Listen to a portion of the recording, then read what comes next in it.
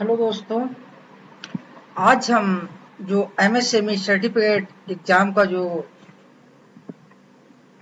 8 मई को होने जा रहा है उससे रिलेटेड हम कुछ क्वेश्चन देखेंगे। आइए देखते हैं कि हमारी प्रिपरेशन कहाँ तक पहुंची है। प्लीज दोस्तों नोट, इसी तरह के क्वेश्चन आपके एग्जाम में आएंगे जो घर पर बैठ कर के एग्जाम होंगे। इससे रिलेटेड अगर किसी को कोई प्रॉब्लम हो कि किस तरह का एग्जाम आएगा, क्या इसका सिलेबस है, तो वो हमसे जानकारी कमेंट करके प्राप्त कर सकता है। आइए टाइम को ना खराब करते हुए चलते हैं फर्स्ट क्वेश्चन की तरफ। पहला क्वेश्चन है, विच one of the following is a characteristic of a company form under section 8 of the company act 2013। यानी एक कह रहा है कि जो कंपनी एक्ट 2013 की अंडर सेक्शन 8 के तहत जो कंपनी को परफॉर्म किया गया है, कंपनी को बनाया गया है, तो वो किस लिए बनाया गया है, मतलब उसका क्या है।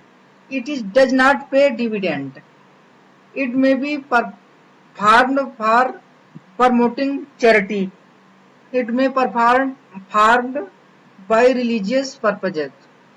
यानी इसमें दोस्तों आपके चारों सही हो जाएंगे।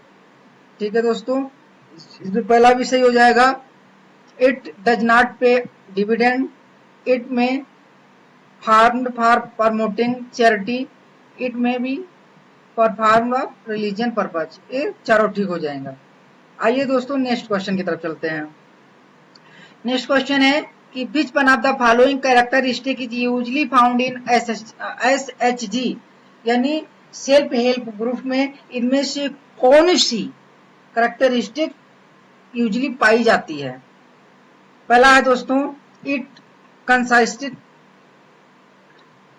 It consisted of members from the same socio economic background। बिल्कुल दोस्तों ठीक है। It is a minimum 100 number members, नहीं 100 मेंबर्स दोस्तों नहीं है इसमें। It is engage the work related to charity, no दोस्तों, ये वर्क चैरिटी से रिलेटेड नहीं है। इसमें क्या होता है कि मतलब 2 4 6 8 10 20 लोगों तक का एक ग्रुप बना लेते हैं। उस ग्रुप के तहत क्या होता है कि वो पैसे को इकट्ठा करते हैं और जिसको जो भी जरूरतमंद व्यक्ति होता है उन ग्रुप के मेंबर में से उन मेंबरों को पैसा दे दिया जाता है। इसका सीधा सा कॉन्सेप्ट ये होता है। और अगर जरूरत पड़ने पर ये बैंक से भी फाइनेंस करवा सकते हैं। It is formed by the government, क्या गवर्नमेंट के द्वारा परफॉर्म मतलब फार्म किया जाता है, गवर्नमेंट के द्वारा बनाया जाता नहीं दोस्तों। तो इसका पहले वाला करेक्ट आंसर हो जाएगा। ठीक है, आइए दोस्तों नेक्स्ट क्वेश्चन की तरफ चलते हैं। Which one of the following is not characteristic role of joint liability group, इनमें से कौन सी ज्वाइंट लायबिलिटी ग्रुप की विशेषता नहीं है। इनमें से कौन सी ज्वाइंट लायबिलिटी ग्रुप की विशेषता नहीं है। पहला देखिए दोस्तों क्या है, it consisted of members from the same socio economic background. बिल्कुल इसकी मतलब एक कंडीशन है, मतलब ये इसकी कैरेक्टरिस्टिक है, क्योंकि जो ज्वाइंट लायबिलिटी ग्रुप होता है उसमें लगभग में सेम सोशल इकोनॉमिक बैकग्राउंड के ही लोग होते हैं। Second one, they are involved in helping their members become representative of the people in parliament। दोस्तों एक ज्वाइंट लेवल ग्रुप एक रूरल एरियाज में मतलब रिमोट एरियाज में होते हैं, तो इसमें पार्लियामेंट का कोई रिप्रेजेंटेटिव ऐसा कुछ नहीं होता है, यानी हम कह सकते हैं कि ये इसकी कैरेक्टरिस्टिक नहीं है। आगे देख लेते हैं, द एसोसिएशन इज वॉलंटरी। हाँ, ये स्वैच्छिक है, मतलब ये जरूरी नहीं है कि कौन मेंबर होगा कौन नहीं होगा, ये मेंबरों की अपनी इच्छा पर निर्भर करता है। इट इज यूजली 4 से 10 मेंबर होते हैं। बिल्कुल दोस्तों ठीक है, यानी इसमें गलत कौन सा है, ये वाला गलत है। नेक्स्ट क्वेश्चन आइए, from perspective of a borrower lender, what is APR, annualised percentage rate क्या है। जैसे एनुलाइज्ड परसेंटेज, इसका मतलब है साल की बात हो रही है। ठीक है, it is the cost of incurred by lender है, लेकिन इसमें टाइम नहीं दिया गया। It is the interest charge by lender है, लेकिन इसमें टाइम नहीं दिया गया। It is the interest charge to a borrower, हाँ है, लेकिन इसमें टाइम नहीं दिया गया।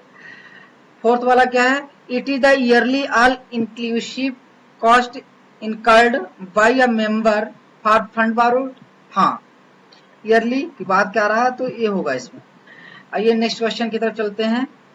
What was the amount initial capital provided the मुद्रा बैंक बाय द गवर्नमेंट, जब मुद्रा बैंक की स्थापना की गई थी गवर्नमेंट ऑफ इंडिया के द्वारा, तो उस समय उन्होंने 20,000 रुपए की कैपिटल ली थी, 20,000 करोड़ रुपए की कैपिटल ली थी और 3,000 करोड़ रुपए का क्रेडिट गारंटी के साथ में इसको स्टार्ट किया था। तो इसमें दोस्तों आंसर हो जाएगा 20,000 करोड़। नेक्स्ट क्वेश्चन आइए देखते हैं। Of the three categories of borrower classified by Mudra bank what are the starter called, मतलब जो शुरुआती स्टेटेज जो शुरुआती स्टेट है, जो शुरुआती स्टेज है मुद्रा लोन की, वो कौन सी है, वो दोस्तों शिशु है। क्योंकि शिशु क्या है 50,000 तक है, तरुण क्या है 5 लाख से ऊपर 10 लाख तक है, किशोर क्या है 50,000 से ज्यादा और 5 लाख तक है।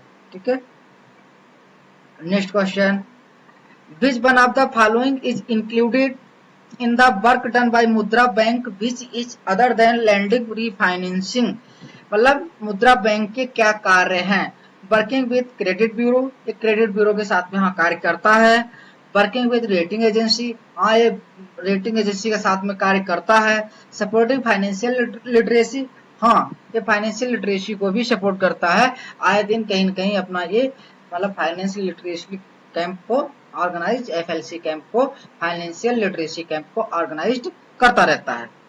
नेक्स्ट क्वेश्चन आइए, what is the nature of मुद्रा कार्ड, मुद्रा कार्ड का क्या है। मुद्रा कार्ड जब बैंक से वो लोन लेता है, उस लोन के अगेंस्ट में उसको वो मिलता है, ठीक है, लेकिन लोन में जब पैसा होगा तभी तो मिलेगा ना, तभी तो पैसा विड्रॉल कर पाएगा ना कार्ड से। तो वो क्या हो जाएगा, it is the debit card for loan account, ये लोन अकाउंट के लिए एक डेबिट कार्ड है, यानी ऑप्शन पहला वाला ठीक हो जाएगा। नेक्स्ट क्वेश्चन दोस्तों, what does the term ICT stand for, ICT stand for का मतलब है कि आईसीटी की फुल फॉर्म क्या है। आईसीटी की फुल फॉर्म है information communication and technology, information communication and technology, information communication and technology. इसमें ऑप्शन कौन सा दोस्तों ठीक हो जाएगा, फोर्थ वाला ठीक हो जाएगा। ओके, नेक्स्ट क्वेश्चन की तरफ चलते हैं। What could be important constraint to globalization of Indian product, मतलब जो इंडियन प्रोडक्ट हैं उनको एक ग्लोबलाइजेशन पर किस समस्या का सामना करना पड़ता है। वो समस्या पॉलिटिक्स इन्फ्लुएंस, नो ये हम नहीं कह सकते हैं। High labour cost in India, नहीं, इंडिया में बड़े सस्ते लोग मिल जाते हैं लेबर के लिए, एक कोई प्रॉब्लम नहीं है। तो इसका क्या हो जाएगा, प्रोटेक्शनिज्म इन इम्पोर्टिंग कंट्रीज, मतलब ये हमारा आ जाएगा सेकंड वाला ऑप्शन इसमें करेक्ट आ जाएगा। Next question, what does the cost per acquisition refer to, cost per acquisition refer का मतलब हो गया cost of acquiring of paying customer. Okay, इसमें ऑप्शन फोर्थ वाला ठीक हो जाएगा। नेक्स्ट क्वेश्चन दोस्तों चलते हैं, what is the sub contracting exchange, what is sub contracting exchange, मतलब ये क्या है। ये गवर्नमेंट ऑफ इंडिया ने इसको मतलब किया था, एक्सपोर्ट से रिलेटेड है, ठीक है। तो इसका ऑप्शन जो पहला वाला परचेज सोल्ड है नहीं आएगा।